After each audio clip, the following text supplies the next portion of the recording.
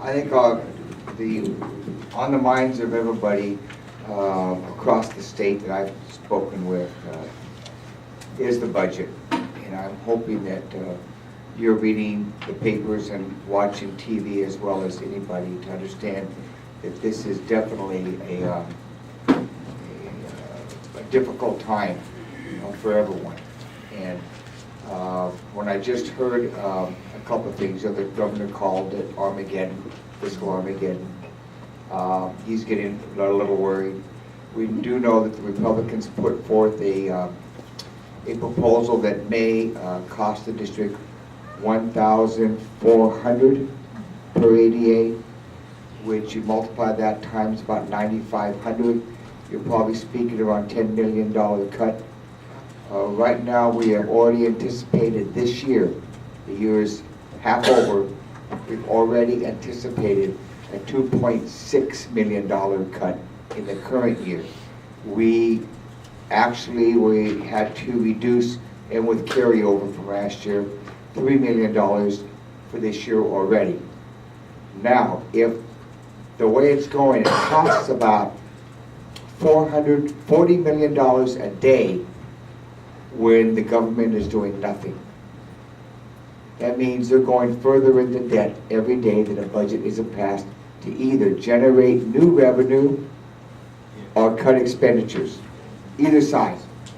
And they are still debating what they're going to do. That's costing the state $40 million a day.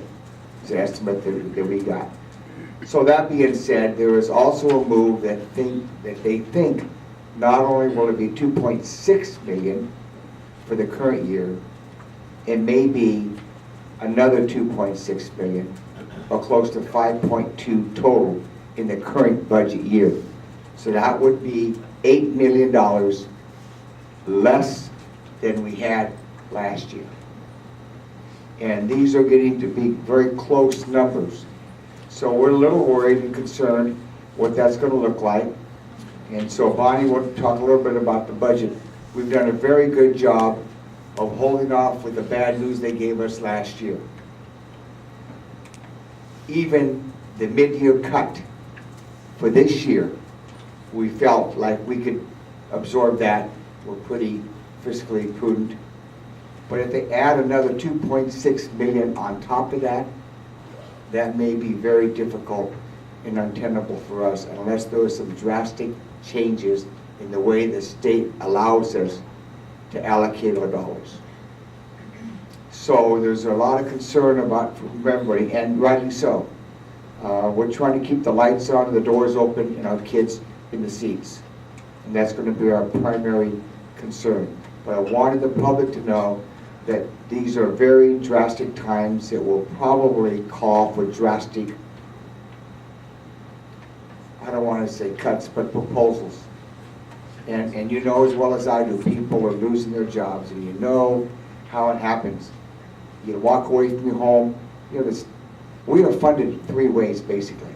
Schools are funded from the state. The highest amount is sales tax, next is property tax, and then capital gains. So if you take a look what's happening around us, people are walking away from their homes, so there's no property tax. Okay. People are losing their jobs, so they're not buying anything, so there goes sales tax. Nobody in the stock market, if you look at that, is making any capital gains in the stock market or in their homes, because the homes are now upside down.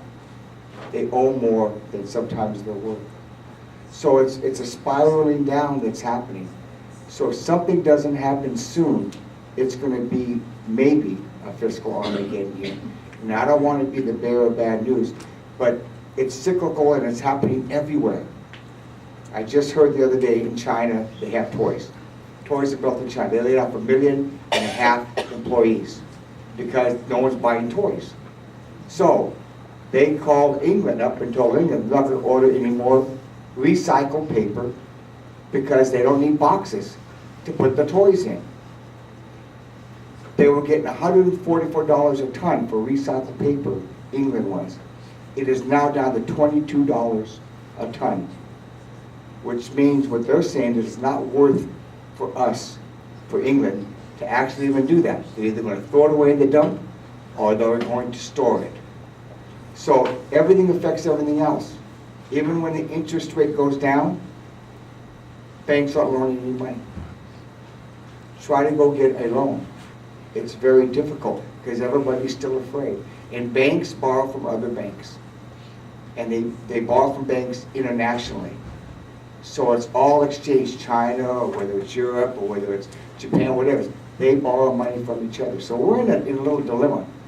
And I think, I'm not so sure really the legislators understand it. So my last comment is, please write your legislators 2 issues. First, tell them to get off.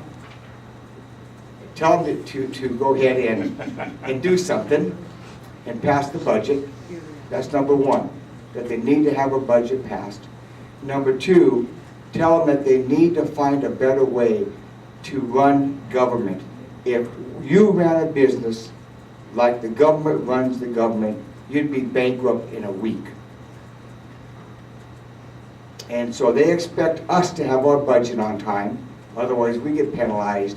Yet their budget was how many months late this time? It was in October. October. It's supposed to be done by July 1. It was October with no budget.